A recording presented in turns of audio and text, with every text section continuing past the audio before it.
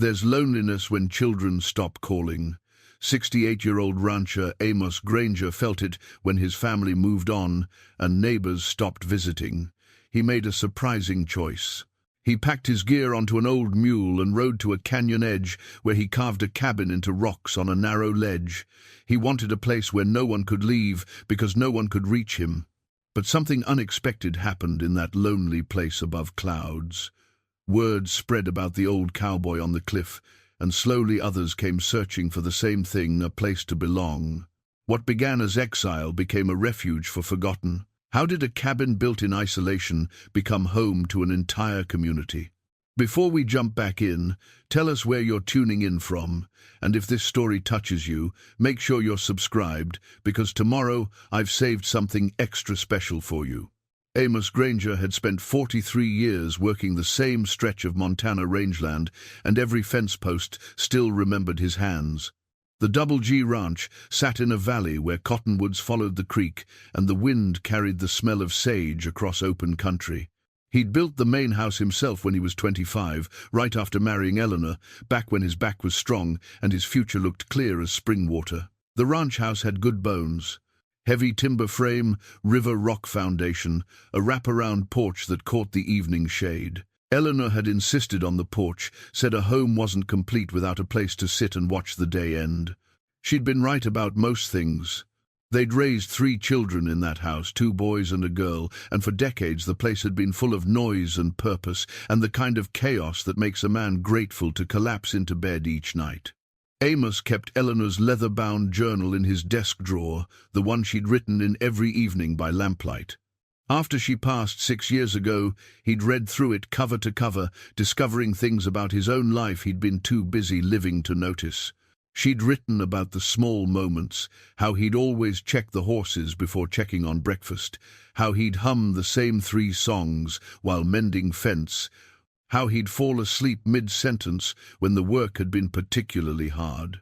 Reading her observations felt like meeting himself through a stranger's eyes, and it made him realize how much of his own story he'd overlooked while it was happening. The Double G had been profitable once. Not wealthy, but steady. They'd run 200 head of cattle across 1,500 acres, enough to send the kids to decent schools and keep the property taxes paid. Amos had been proud of the work, proud that his children grew up understanding where beef came from and what it meant to tend animals through Montana winters. He'd imagined one of them would take over eventually, keep the Granger name on the land. But life doesn't care much about a man's imaginings.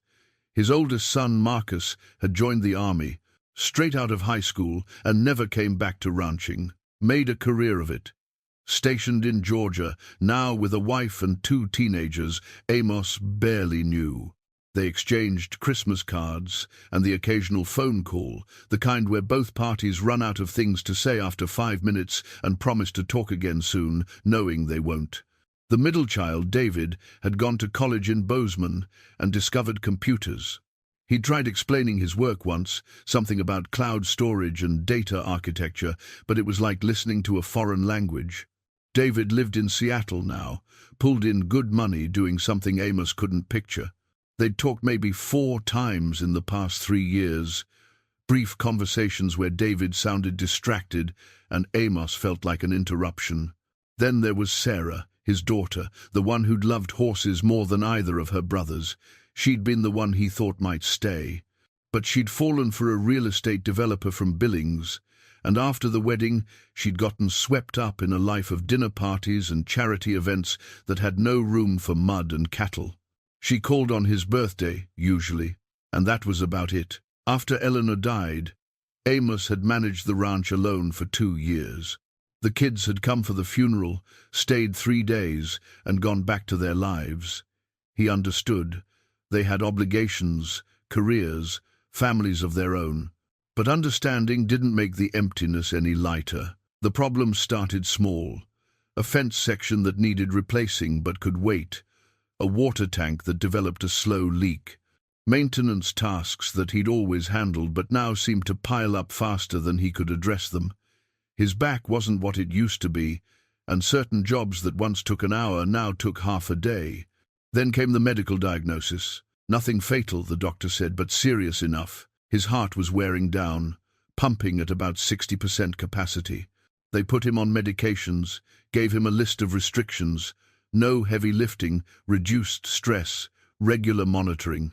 The doctor, a young woman who looked barely old enough to drive, suggested he consider transitioning to a less physically demanding lifestyle. Amos had laughed at that.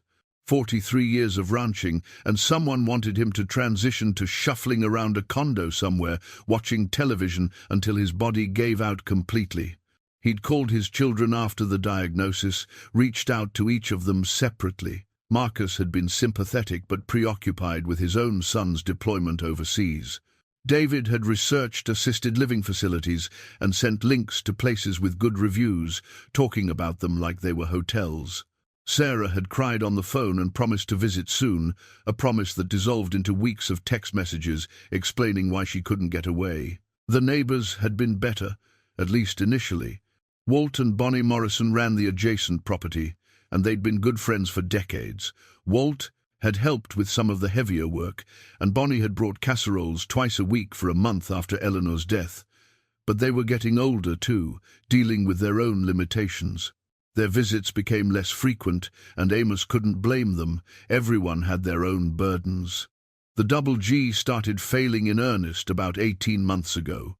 Cattle prices dropped, and Amos didn't have the energy to expand operations or diversify like the ag extension agents suggested. A hard winter killed 12 head, and he couldn't afford to replace them.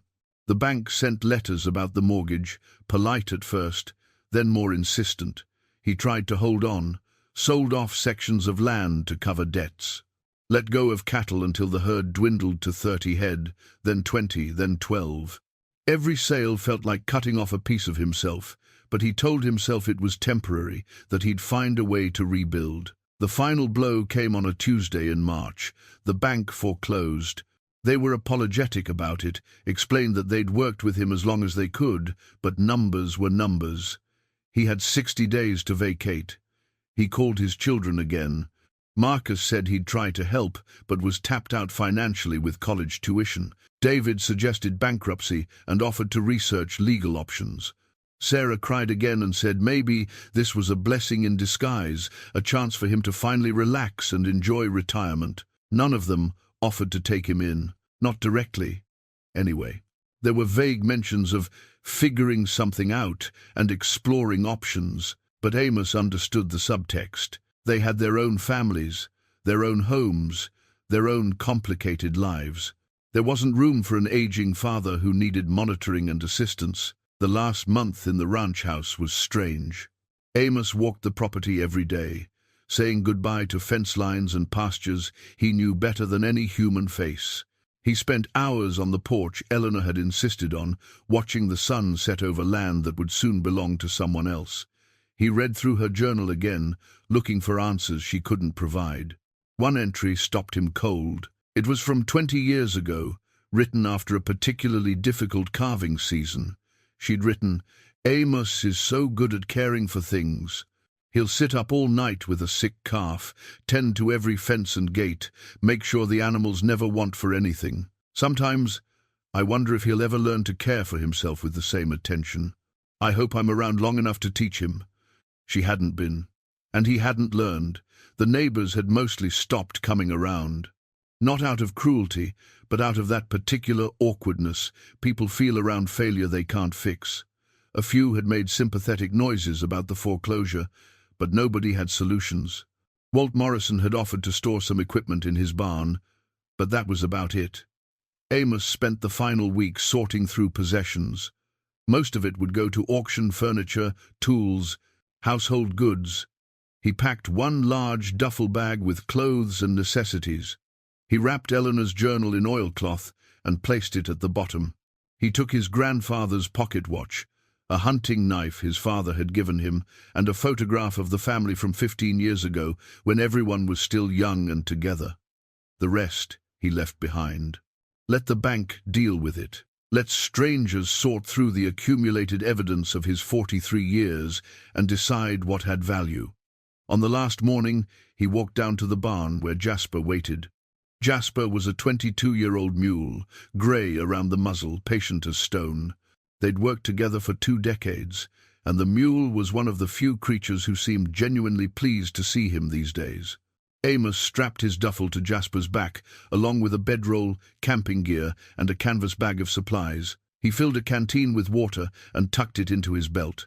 Then he led Jasper out of the barn, closing the door behind him for the last time. He didn't look back at the house, couldn't bear to. Instead, he pointed Jasper toward the eastern hills, toward the high country he'd always meant to explore but never found time for. The mule fell into an easy walk, and Amos let him set the pace. By noon, they'd left the valley behind. By evening, they were climbing into pine forest, following old game trails.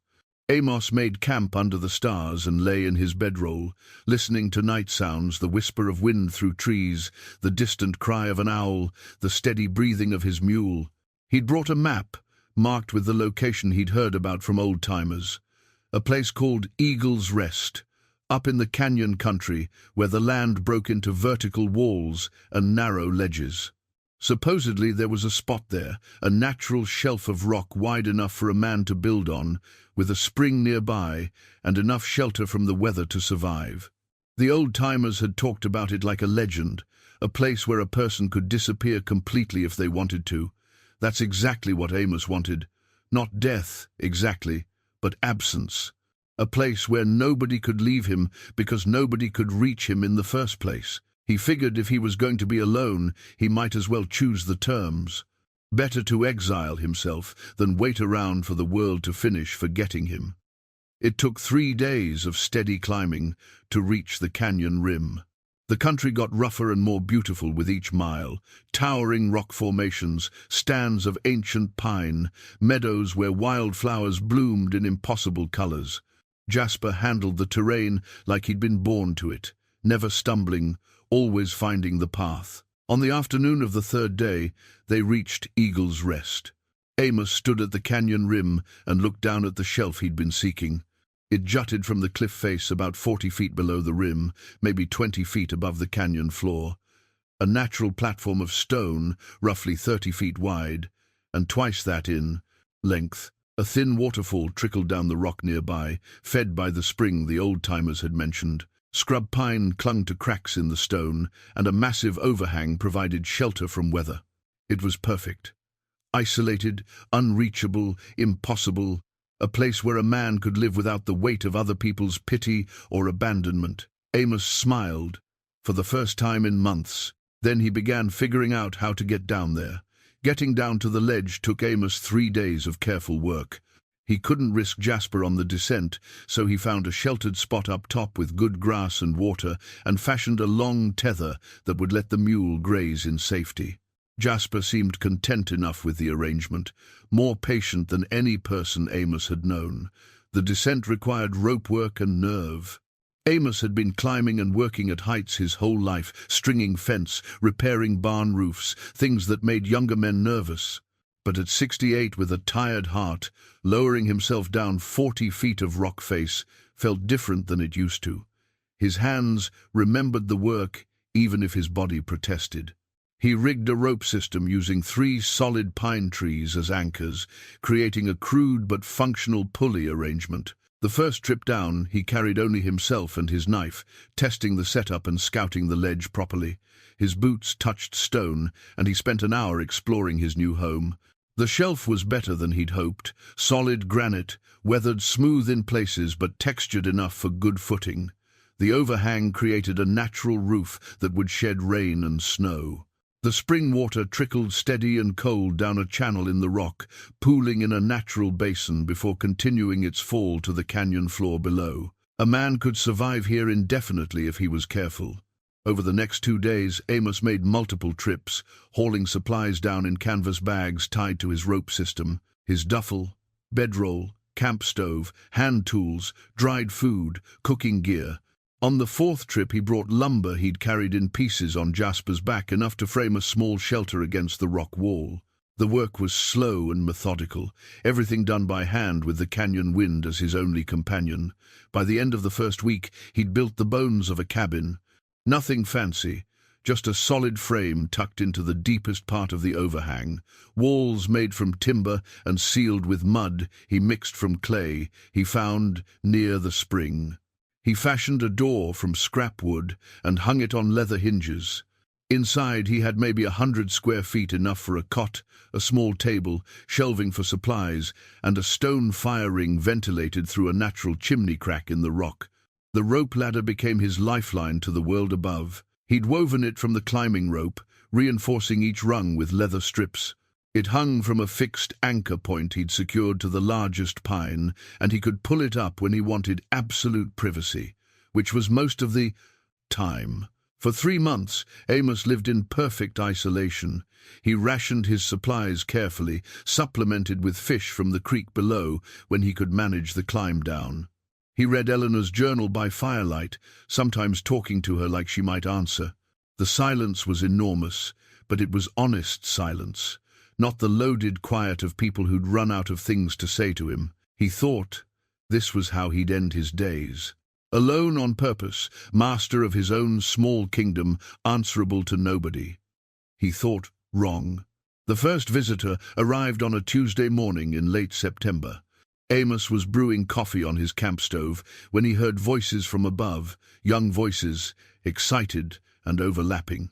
Hikers, from the sound of it, probably following the canyon rim trail that passed within 50 yards of his anchor point. He considered staying quiet, letting them pass. But then one voice rose above the others. "Hey, there's rope here, and look, it goes right over the edge." Amos muttered a curse and stepped to where they might see him. 2 young men peered over the rim, maybe college age, wearing expensive hiking gear and expressions of pure astonishment. "Holy smokes, there's someone down there." The taller one pointed. "Sir, are you okay? Do you need help?" "I'm fine," Amos called up. "Just living here. Go on about your business." "Living there?" The shorter hiker pulled out a phone, started taking pictures. "That's incredible, man. How long have you been down there?" "Long enough to enjoy the peace and quiet," Amos said pointedly. They didn't take the hint. Instead, they peppered him with questions. How did he get food? Where did he get water? Wasn't he lonely? Wasn't it dangerous? Amos gave short answers, trying to bore them into leaving. It didn't work. They stayed for 20 minutes, took more pictures, promised to tell their friends about the cliff hermit they'd discovered. After they left, Amos felt violated somehow, like they'd walked through his house without permission. He'd come here to disappear, and now strangers with cameras knew exactly where he was. A week later, 3 more hikers stopped, then a couple with a dog, then a group from some outdoor club at the university. Word was spreading, passed along the trail like gossip. Each group meant well. They asked if he needed anything, offered to bring supplies, expressed admiration for his adventurous lifestyle. He tried to discourage them. He was short, sometimes rude, made it clear he wanted solitude. Some took the hint, others didn't. A few left supplies anyway: protein bars, batteries, a waterproof tarp tied to his rope ladder in plastic bags. The gifts bothered him more than the visits. He hadn't come here to become someone's charity project, some eccentric old man to pity and provision. He'd come to escape exactly that kind of attention. Then came the morning that changed everything. Amos woke to the sound of crying, not animal crying, but human, raw and broken. He grabbed his jacket and stepped outside. The eastern sky was just beginning to lighten, and at first he couldn't locate the source. Then he looked up. A woman sat at the canyon rim near his anchor point, legs dangling over the edge. Even in the dim light, he could see her shoulders shaking. She was maybe 40, dark hair pulled back, wearing a business jacket that looked absurdly out of place in the wilderness. Amos watched for a long moment, debating. He'd built this place to avoid other people's pain. Getting involved meant opening a door he'd specifically closed. But something about the way she sat there, the particular quality of her crying, reminded him of Sarah after her first heartbreak, and his feet made the decision his head was still considering. "Mom," he called up, "you're sitting mighty close to a long fall." She startled, looked down. Tears streaked her face. "I didn't know anyone was down there. Most people don't. You planning to jump, or just thinking about it?" The directness seemed to surprise her. I don't know. Maybe. Does it matter? Matters to me if I have to watch it happen before breakfast. She almost smiled. Almost. Sorry to inconvenience you. Dying's not an inconvenience. It's permanent. Can't take it back once you've done it. That's kind of the point. But her voice had less conviction than her words. Amos scratched his jaw, felt the rough stubble there. You got people who'd miss you? I thought I did. Turns out I was wrong about a lot of things. That makes two of us. But being wrong's not the same as being finished. She was quiet for a while, looking out at the canyon. The sun was rising now, painting the rock walls in shades of amber and rose. What are you doing down there anyway? Living, or trying to. All alone. That was the idea. Hasn't worked out as planned. She laughed. Bitter but real. Nothing ever does. They talked for an hour. Her name was Catherine. She'd lost her job, her marriage, her house, all in the span of 6 months. She'd driven to Montana to clear her head, ended up hiking trails her father had shown her as a child. She'd come to the canyon rim to decide whether she wanted to keep going or stop trying. Amos didn't offer platitudes or solutions. He just listened and occasionally shared his own story. He told her about the ranch, the foreclosure, his children's well-meaning abandonment. He told her about choosing exile over waiting to be forgotten. When the sun was fully up, Catherine stood and dusted off her jacket. "Thank you," she said, "for talking, for not judging. Nothing to judge. We're all just trying to figure it out." She looked at his rope ladder, at the impossible cabin clinging to the rock face. "That's really something, what you've built down there. It's home, for now anyway." She left, hiking back toward the trailhead. Amos thought that would be the end of it, a strange morning conversation, nothing more. But 3 days later, she came back, carrying a backpack full of supplies. She sat at the rim and called down, asking if she could leave them for him. "I don't need charity," he said.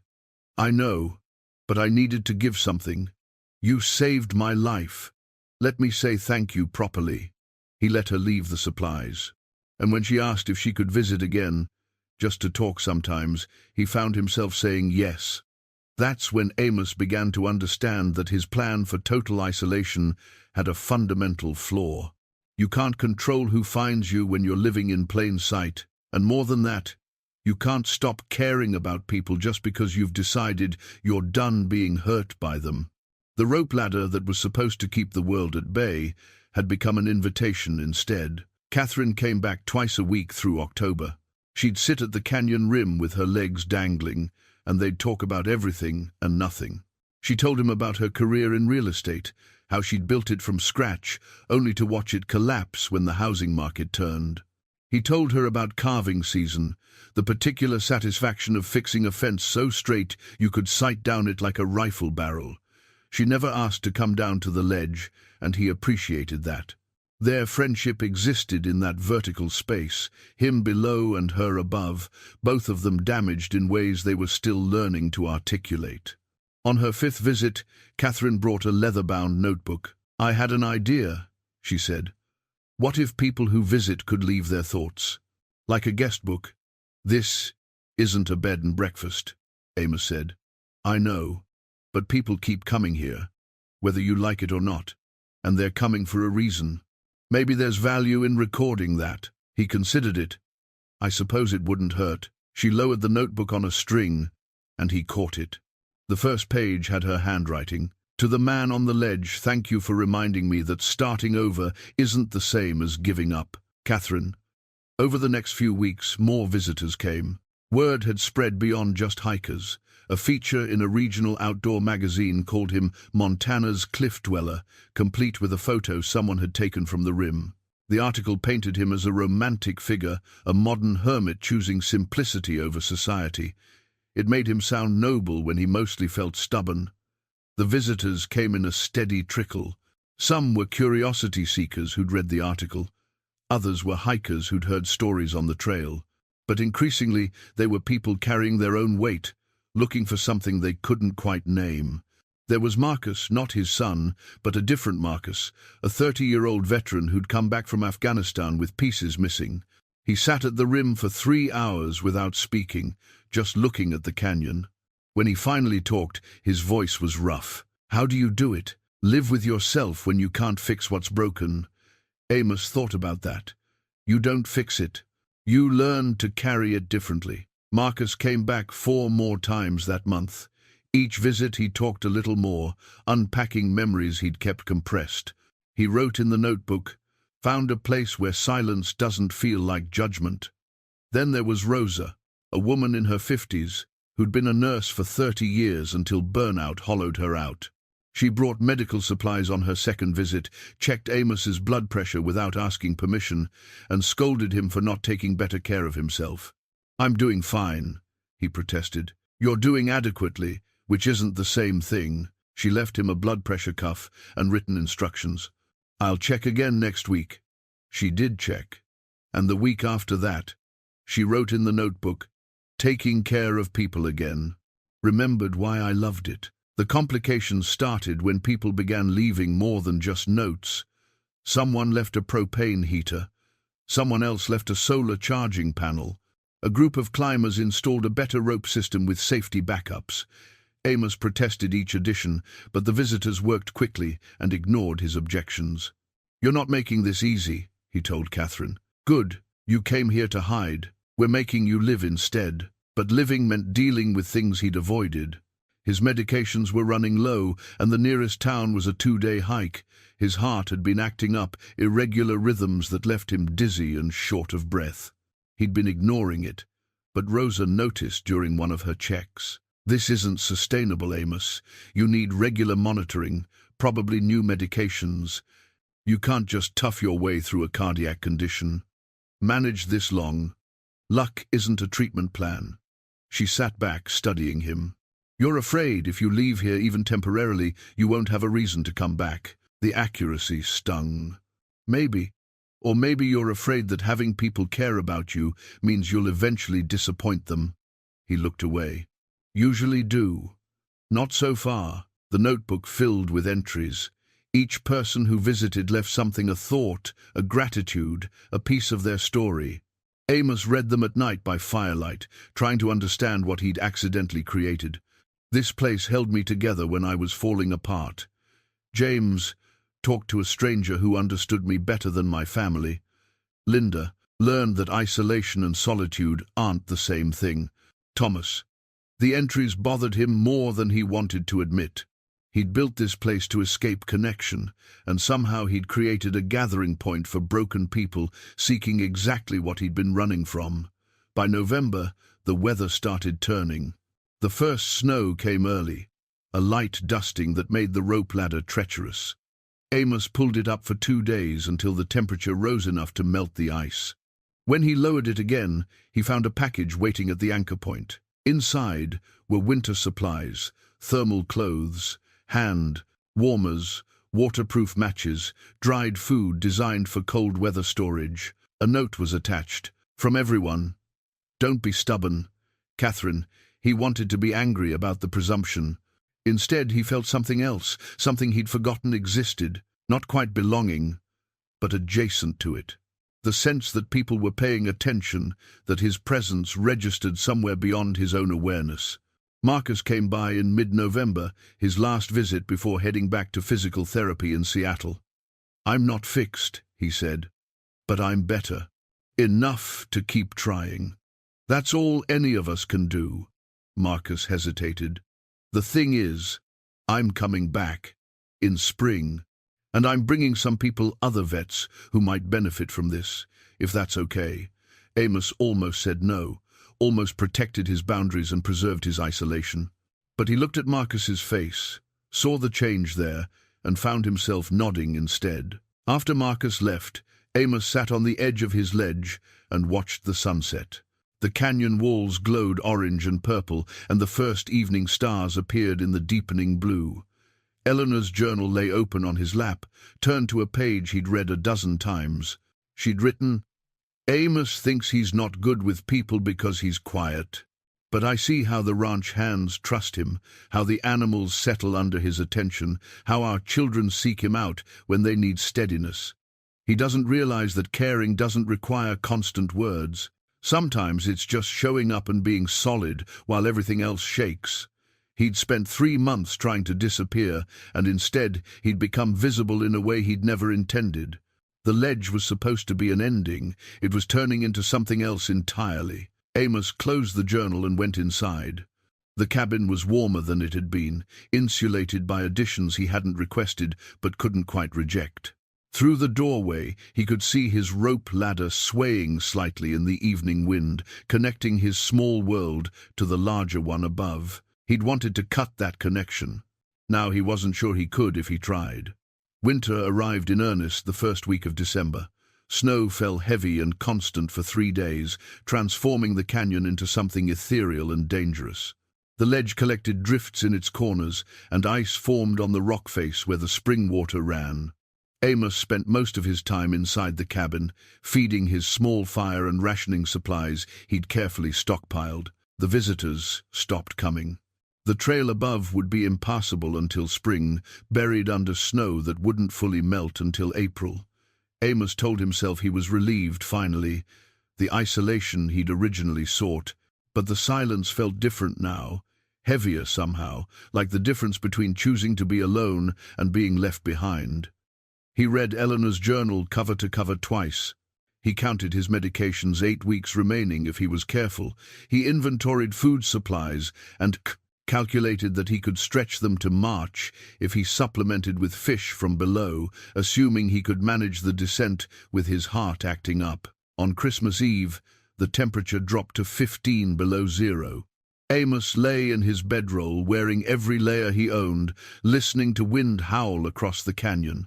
He thought about his children, wondered what they were doing, probably gathered with their own families, warm houses full of grandchildren he'd never really known.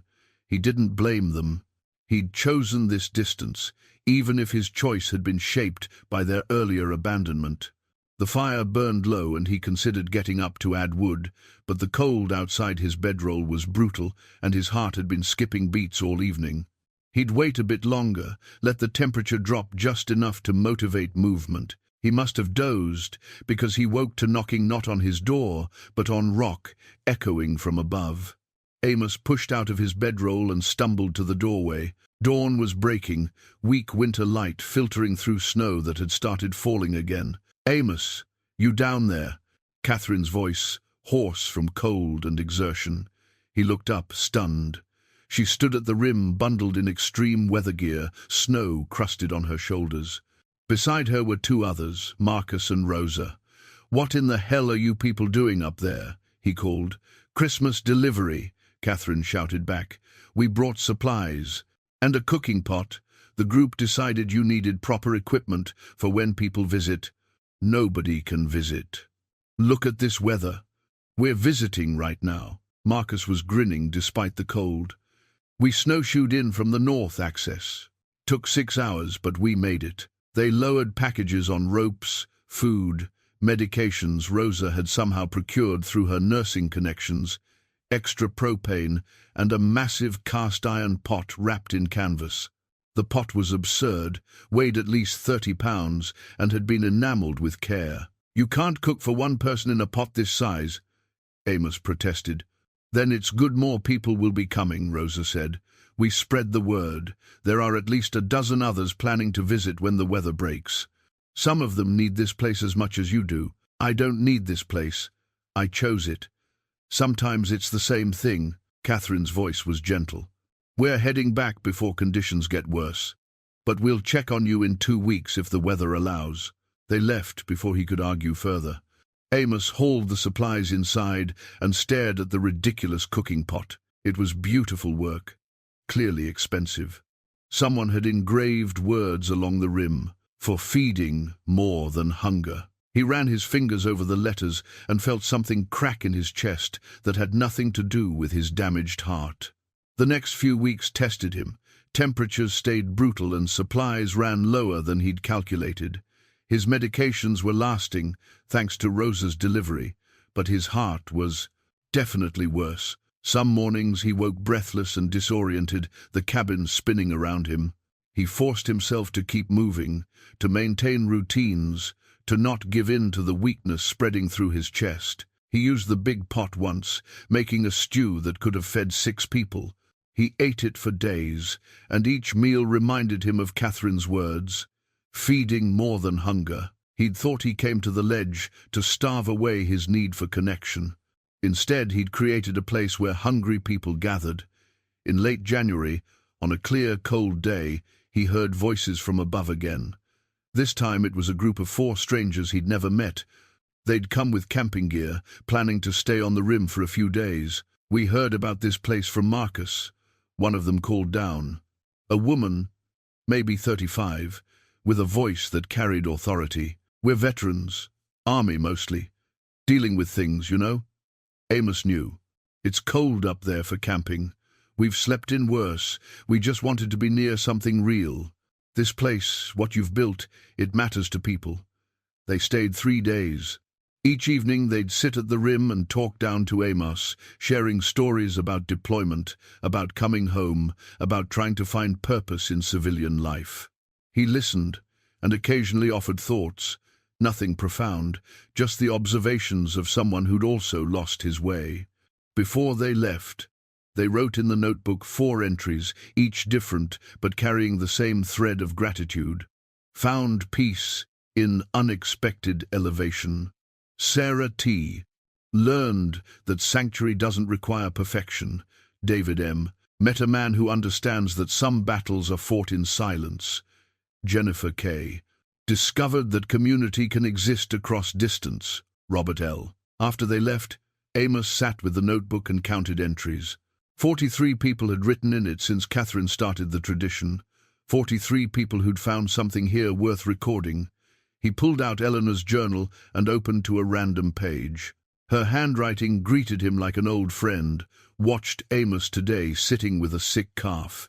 He didn't do anything dramatic, just stayed present while the animal struggled. Sometimes that's the most important thing, bearing witness to suffering without trying to fix it too quickly. I think that's his real gift, though he'd never call it that. Amos closed both books and looked around his small cabin. It had changed since he'd first built it.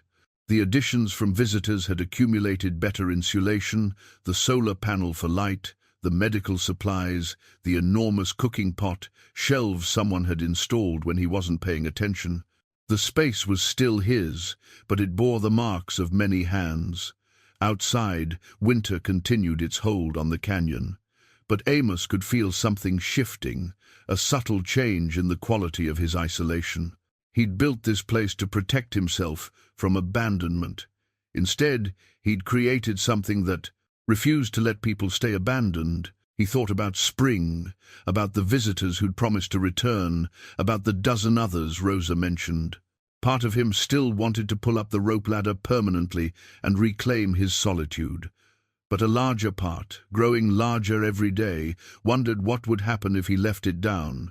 Spring came slowly to the canyon, melting snow revealing rock and earth in patches. By early April, the trail above was passable again, and the visitors returned in numbers Amos hadn't anticipated.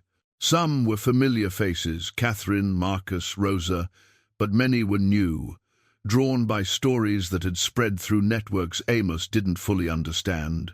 The ledge became a waypoint on a journey he'd never planned to facilitate. People came carrying burdens they couldn't name, and somehow his small cabin perched on impossible stone offered them something they needed. He didn't try to fix them. He just listened, shared meals from the ridiculous cooking pot, and let them sit in silence when words failed.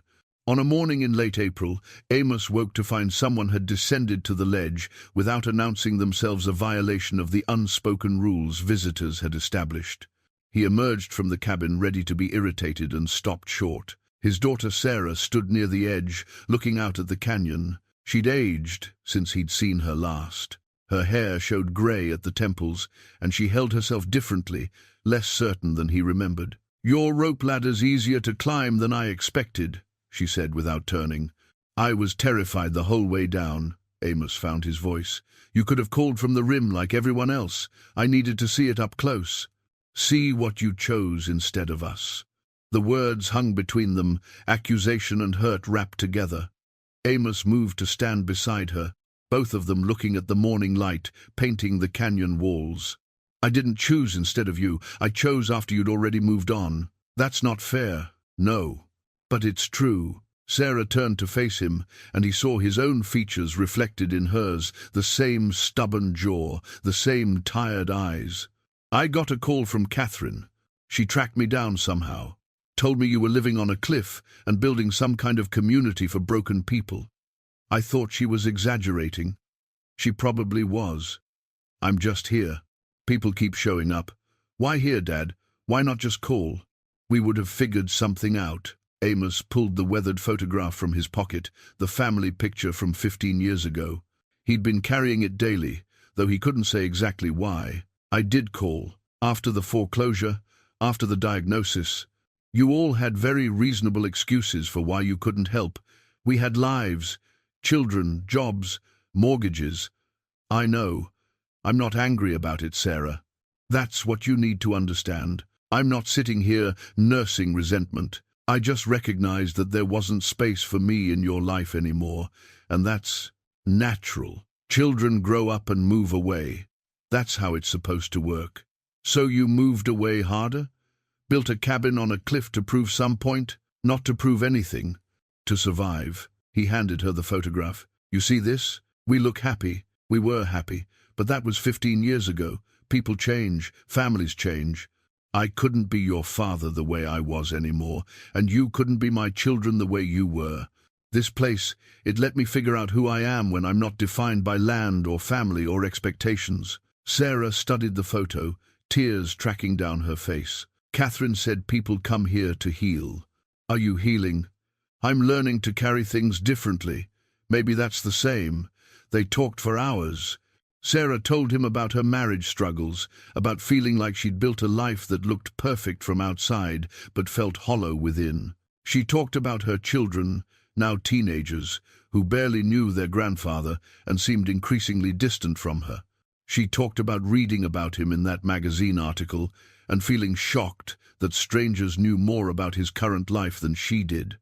Amos listened and occasionally shared observations. Nothing profound. But Sarah seemed to need the witness more than the wisdom. Can I come back? She asked as the afternoon light shifted. Not to fix anything or solve anything, just to sit sometimes. Doors open, figuratively speaking. She smiled, fragile but real. You always were better at showing care than saying it. After she climbed back up, Amos sat with the photograph and Eleanor's journal. He opened to a page near the end, written weeks before she died. The children are so busy proving they're adults that they've forgotten how to need their father. And Amos is so busy respecting their independence that he's forgotten how to let them see his needs. It's a standoff made of love and pride, and I worry neither side knows how to surrender without losing face. I hope they figure it out before it's too late. They need each other more than they realize. She'd seen it clearly, the trap they'd all built together. Distance dressed up as respect, absence justified as independence. And by the time Amos recognized the pattern, everyone was too far gone to easily find their way back. But Sarah had climbed down. That meant something. Over the next few weeks, the ledge became busier than Amos had thought possible. Catherine organized what she called work parties, groups who'd come to help with maintenance and improvements. They installed a better water collection system, built additional shelter under the overhang for visitors who wanted to stay overnight, created a proper storage area for communal supplies. Amos protested the changes, but nobody listened. They were building something beyond his control now, something that belonged to everyone who'd found refuge here. Marcus returned with 6 other veterans. They spent a week camping on the rim, each taking turns, climbing down to talk with Amos, or just sit in silence on the ledge. One evening, Marcus asked if they could hold a small ceremony honoring friends who hadn't made it home. Amos agreed, and that night he listened to voices from above, sharing names and memories, their words carrying down through darkness to where he sat by his fire. Rosa came monthly now, checking his heart and updating his medications. She'd connected him with a cardiologist who reviewed his stats remotely and adjusted his treatment. His condition was stable, not better but not worse, manageable as long as he stayed compliant with the regimen. "You're taking better care of yourself," Rosa observed during one visit. "Why now?" Amos considered the question. "Started mattering whether I'm here tomorrow." She smiled. "That's called having something to live for." The notebook filled rapidly. Amos read the entries each evening, trying to understand the pattern. Found acceptance without judgment. Patricia. Learned that family isn't just blood. Miguel.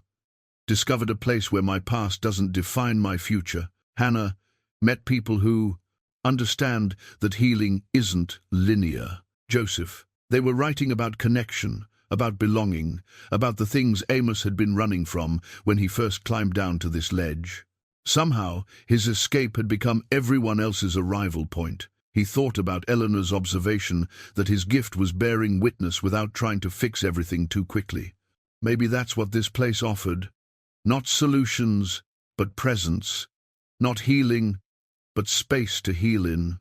The photograph lived in his pocket now, creased and worn from handling. Each time he looked at it, he saw something different. The younger version of himself, still certain about his place in the world. His children, still close enough to touch. Eleanor, smiling like she knew secrets the rest of them had yet to discover. He couldn't go back to that moment, but maybe he could build something new from its ruins. Winter came to the canyon with a quiet ferocity that reminded Amos why most sensible folks stayed in the valley. The wind carried ice crystals that stung exposed skin, and mornings arrived late, filtered through clouds that hung low enough to touch. But inside the expanded settlement, warmth radiated from 3 stone hearths, and the smell of Ruth's cornbread filled spaces that had once known only silence. The community had grown to 8 souls now.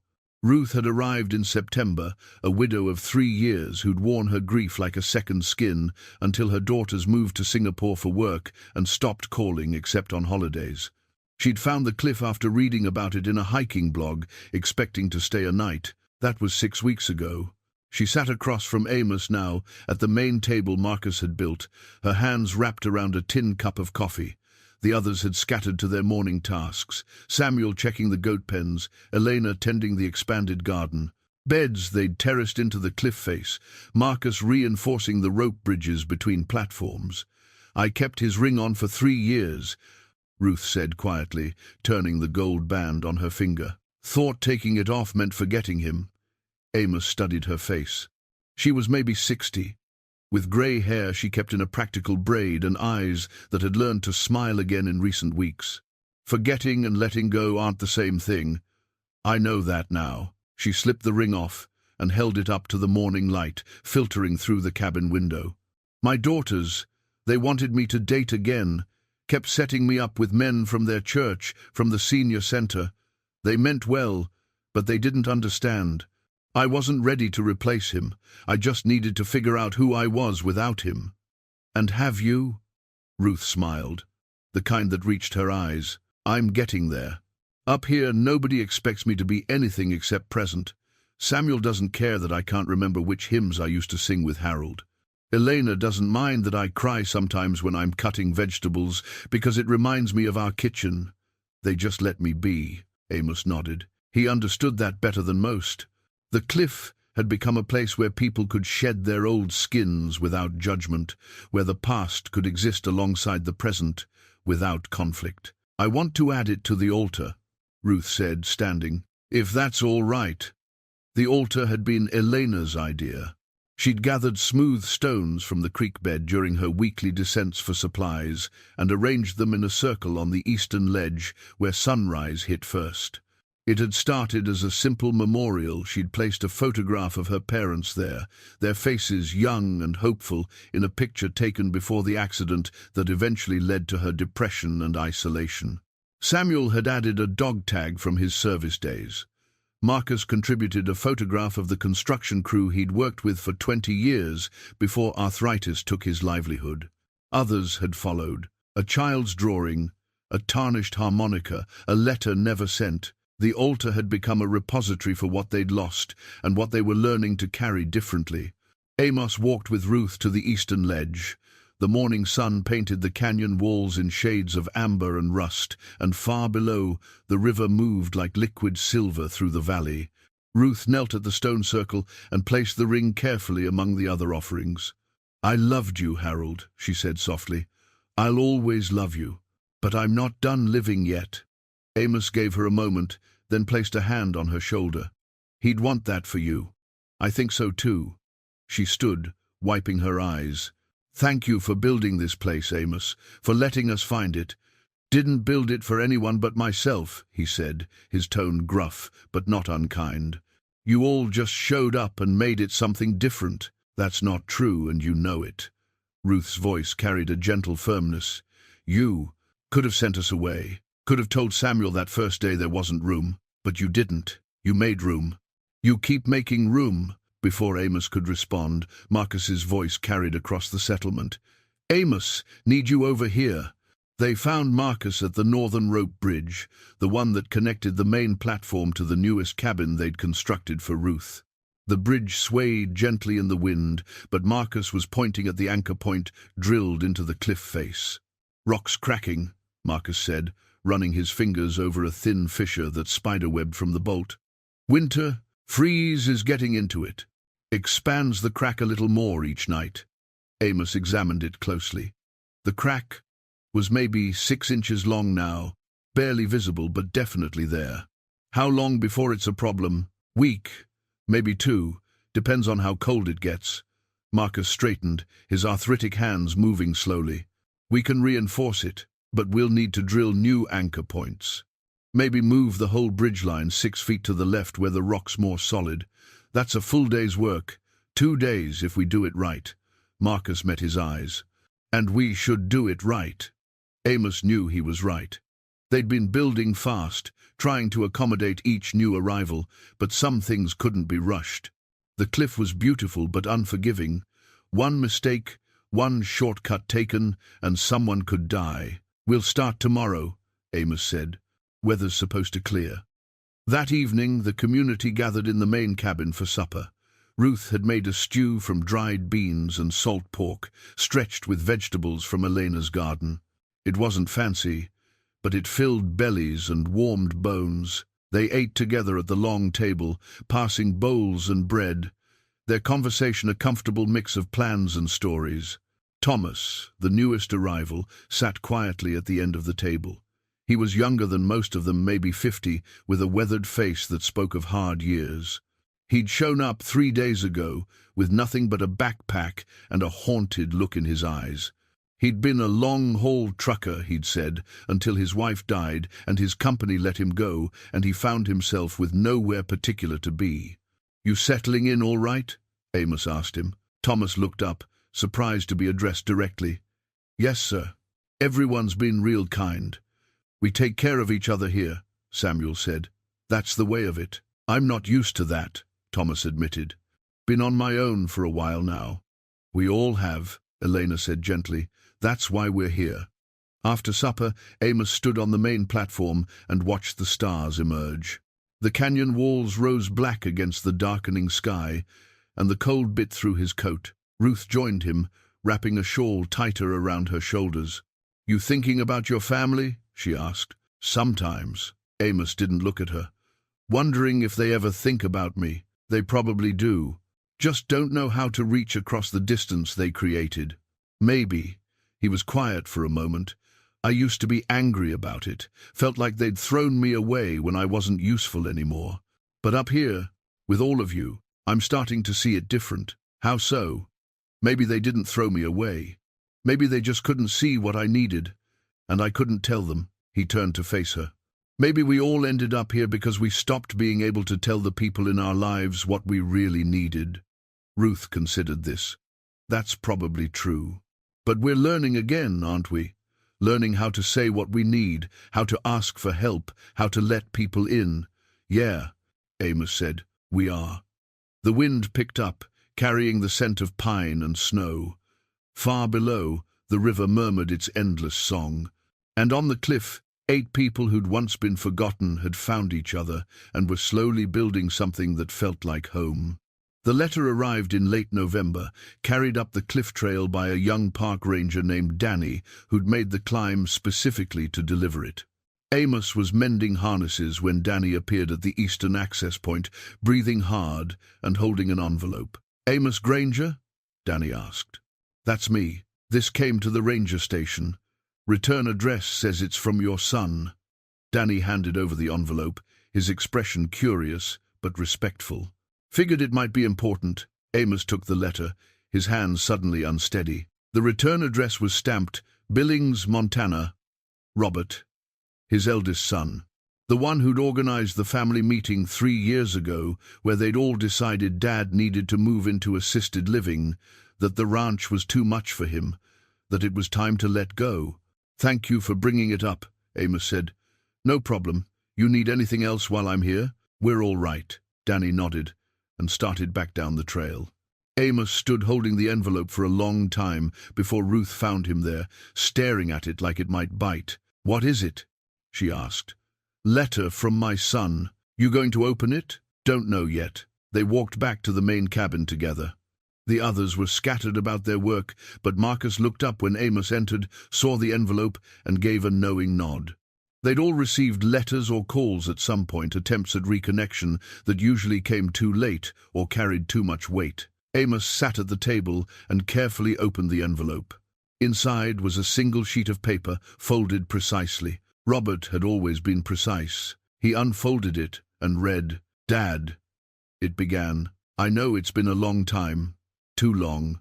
I've been trying to figure out how to say this for months now, and I finally realized there's no good way except straight out. Mum's sick. Cancer. Stage 4. The doctors say she has maybe 6 months. Amos stopped reading.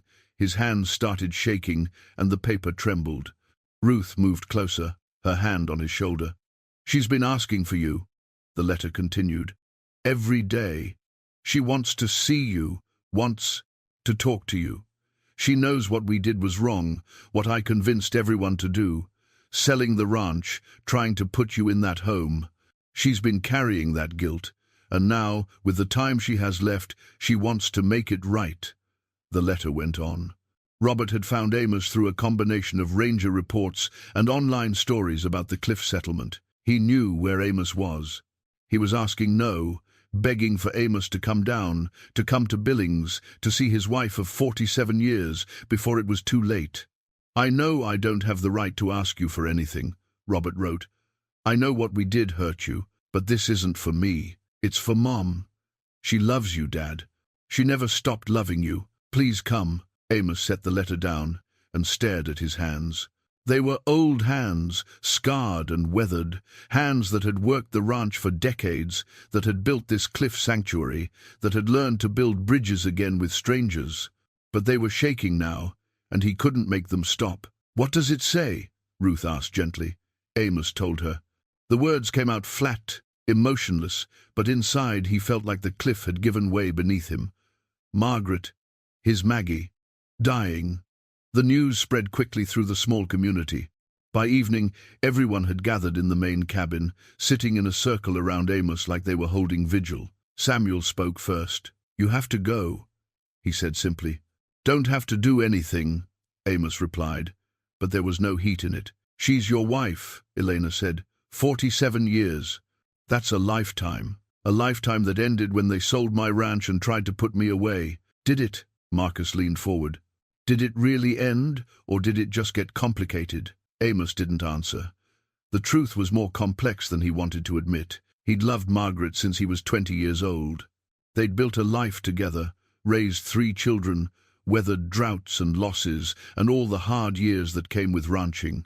When the kids had pushed for the assisted living, Margaret had gone along with it, but he'd seen the doubt in her eyes, the question of whether it was really necessary. He'd left before they could force him, packed his mule, and disappeared into the canyon. He'd told himself it was pride, independence, the refusal to be put out to pasture like an old horse. But maybe it had also been anger. Maybe he'd wanted them to feel what it was like to be left behind. "I don't know if I can forgive them," Amos said quietly. "Maybe forgiveness isn't the point," Ruth said. "Maybe the point is not living with regret." When my Harold died, I had so many things I wished I'd said, questions I wished I'd asked. You have a chance that I didn't have. A chance to say goodbye properly, to tell her what she meant to you, to let her do the same. Thomas, who usually stayed quiet during group discussions, spoke up. I didn't get to say goodbye to my wife. One day she was there, next day she wasn't.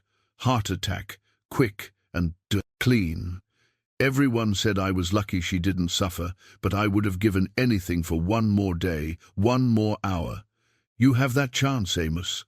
Don't waste it because of pride. Amos looked around at the faces surrounding him.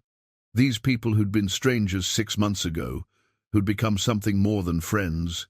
They'd become the family he'd thought he'd lost, and they were telling him to go back, to face the family that had hurt him. What about here? He asked. What about all of you? We'll be here when you get back, Samuel said firmly. This place isn't going anywhere. We're not going anywhere. Winter's coming hard, Amos said. That bridge needs fixing. The water line might freeze. There's 100 things that need doing. And we'll do them, Marcus said.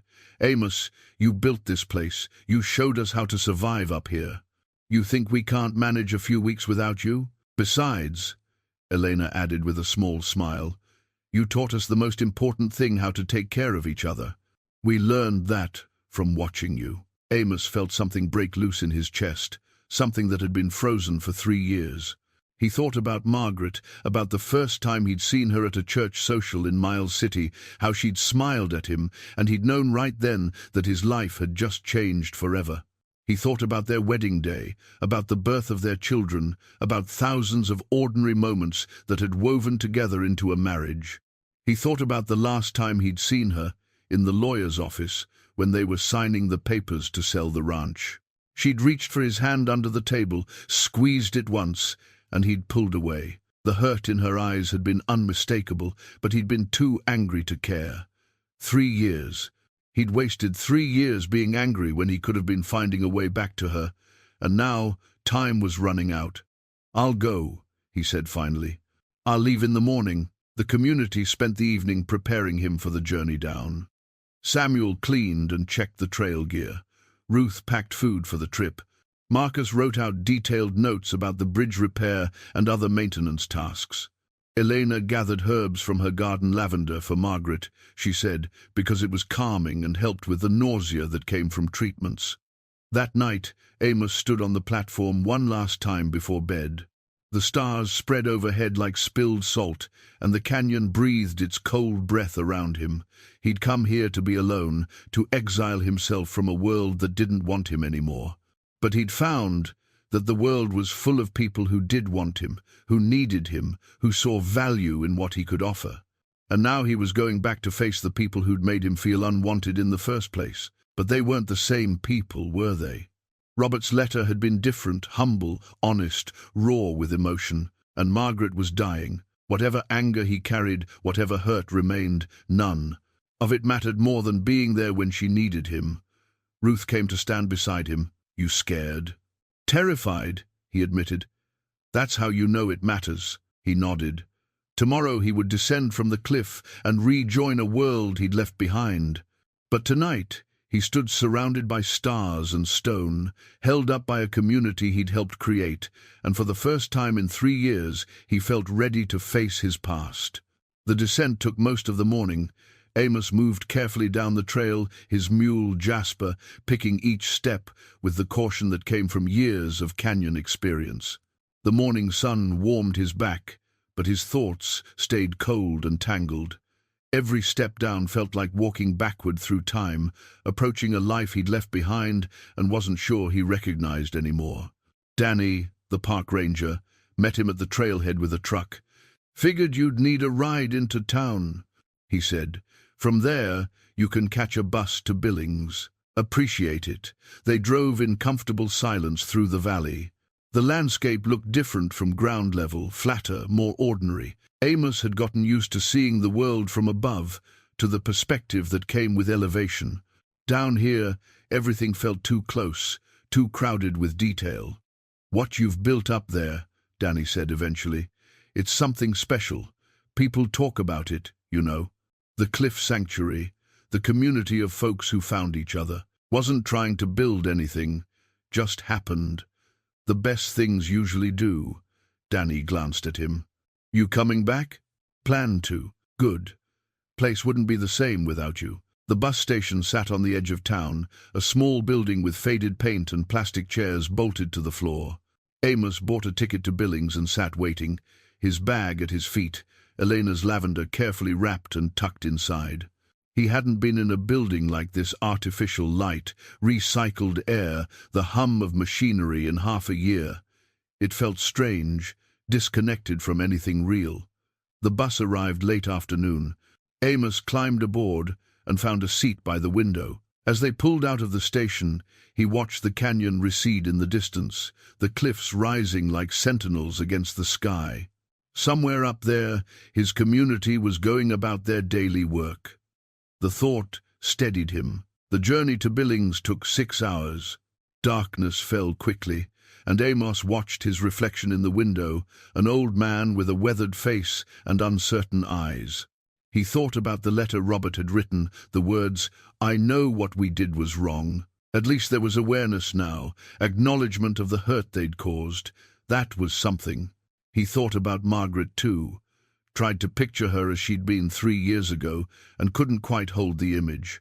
Time had a way of blurring faces, even ones you'd loved for 47 years. He wondered if she'd changed, if the sickness had marked her the way grief and isolation had marked him.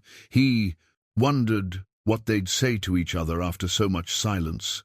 The bus pulled into Billings just after 11. The station was nearly empty, fluorescent lights buzzing overhead. Amos stood on the sidewalk with his bag, breathing in city air that tasted of exhaust and concrete. A text message had come through on the old phone. He'd rarely used these past months. Robert would pick him up in the morning, had reserved a motel room for him nearby. The motel was cheap and clean. Amos lay on the bed fully clothed, staring at the ceiling, unable to sleep. Every time he closed his eyes, he saw Margaret's face from their wedding day, from the birth of their first child, from 1,000 ordinary mornings when she'd handed him coffee and smiled. He saw her face in the lawyer's office too, the hurt when he'd pulled his hand away. He'd been so angry then, angry at the children for deciding his fate without really listening to him. Angry at Margaret for not fighting harder against it. Angry at himself for getting old, for not being able to maintain the ranch the way he used to, for becoming a burden they felt obligated to manage. But anger was exhausting. He'd learned that on the cliff. It took energy to stay angry, energy better spent on building things, on helping people, on creating something new from what remained. His community had taught him that. They'd all arrived carrying anger or grief or both, and slowly, through work and shared meals and small kindnesses, they'd set it down. Not forgotten it, but transformed it into something else. Acceptance, maybe, or understanding. Morning came slowly. Robert arrived at 8, pulling up in a newer truck that gleamed in the sunlight. Amos watched through the window as his son climbed out and his breath caught. Robert looked older. Not just older, worn down, tired in a way that went beyond lack of sleep. His hair had gone mostly grey, and he moved with careful deliberation, like someone carrying weight. Amos stepped outside. Father and son stood facing each other across 10 feet of parking lot, neither quite sure how to bridge the gap. "Dad," Robert said finally. His voice cracked on the word. Robert. They didn't embrace. The distance between them was still too great for that. But they shook hands, and Amos felt the tremor in his son's grip. "Thank you for coming," Robert said. I know this isn't easy. How is she?" "Hanging on, waiting for you." Robert gestured toward the truck. "She's at home, hospice care. She didn't want to die in a hospital." They drove through Billings in silence. The city had grown since Amos had last visited, new developments sprawling outward, but the core remained familiar. Robert and his wife lived in a ranch-style house on the northern edge of town, with a yard that tried for grass and mostly achieved weeds. Sarah, Robert's wife, met them at the door. She'd aged too, but her eyes were kind. "Amos," she said, and there was relief in her voice. "I'm glad. You came. Where is she?" "Bedroom. Down the hall." "She's awake." Sarah hesitated. "She's the cancer's hit her hard. She doesn't look like herself anymore. I wanted you to know." Amos nodded. He'd seen death before, knew what sickness could do to a body, but knowing and seeing were different things. He walked down the hallway, his heart pounding, and paused at the bedroom door. Margaret lay in a hospital bed they'd set up by the window. Sunlight streamed across her face, and Amos almost didn't recognize her. She'd lost so much weight that her bones showed through translucent skin, and her hair, that beautiful auburn hair he'd loved, running his fingers through, had thinned to wisps. But her eyes, when they opened and found him, were the same, still that deep brown, still seeing straight through to his heart. "Amos," she whispered. He crossed the room and sat in the chair beside her bed. Up close, he could see every mark the cancer had left, every pound it had stolen, every shadow it had cast. But he could also see the woman he'd married, the girl who'd smiled at him at a church social, the mother who'd rocked their babies, the partner who'd stood beside him through 4 decades of joy and hardship. "Maggie," he said, and his voice broke. She reached for his hand, her fingers cold and thin. "You came." "Of course I came. I wasn't sure. After everything." Tears slipped down her cheeks. "Amos, I'm so sorry. I should have fought harder. Should have told the kids no, should have stood up for you, but I was scared. Scared of watching you struggle, scared of the ranch being too much, scared of—" "Hush," he said gently, squeezing her hand. "Save your strength. No. I need to say this. Need you to hear it." She took a shallow breath. "You were right to be angry, right to leave. We treated you like you didn't know your own mind, like you were already gone. But you weren't. You aren't.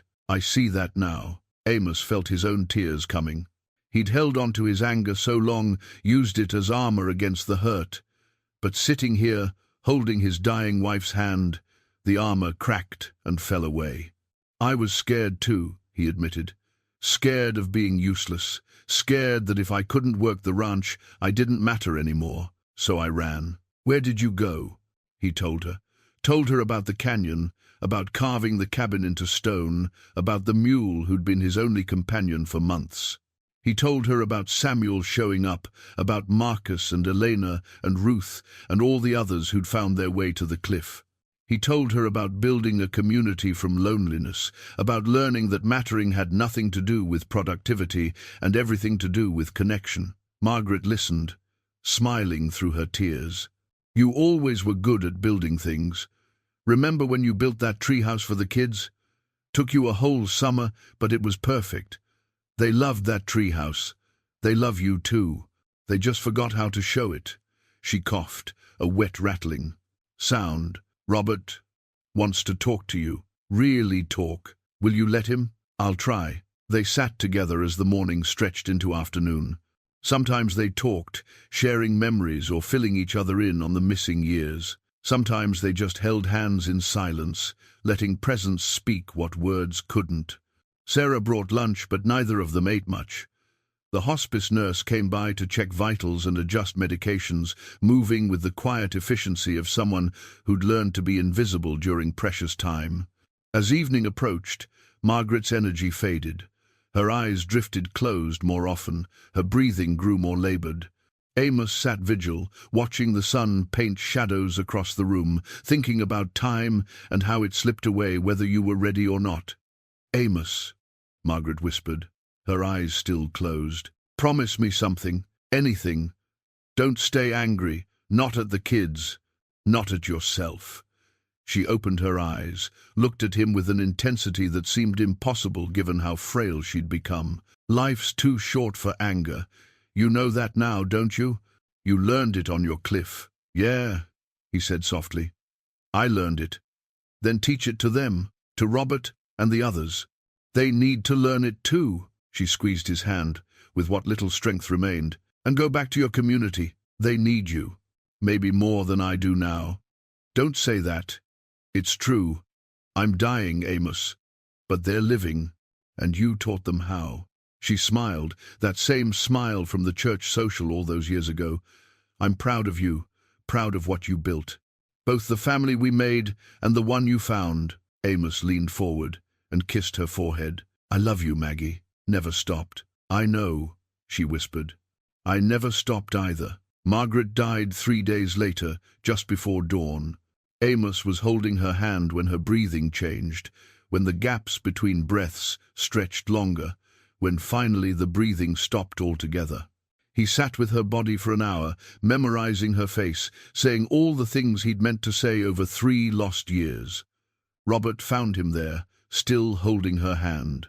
His son's face crumpled when he saw, and he sank into the chair on the other side of the bed. They sat together, the 3 of them, father, son, and the woman who'd connected them, and let grief move through the room like weather. I'm sorry, Dad, Robert said eventually. I'm sorry for everything. Amos looked at his son across Margaret's body, saw the guilt there, the regret, the weight of decisions that couldn't be undone. He thought about what Margaret had asked, about not staying angry, about teaching forgiveness to people who needed to learn it. I know you are, Amos said. I convinced them it was the right thing, told everyone the ranch was too much for you, that you'd hurt yourself trying to keep up with it. But really, Robert's voice broke, really I was scared, scared of getting the call that you'd fallen, or had a heart attack, out in a pasture somewhere, or that the place had burned down because you couldn't manage it anymore. I thought I was protecting you, thought I was being a good son. You were trying to be, but I didn't ask what you wanted, didn't listen when you tried to tell us. Robert wiped his eyes. Mom knew. She told me after you left, said we'd broken something that might not be fixable. She carried that guilt right up to the end.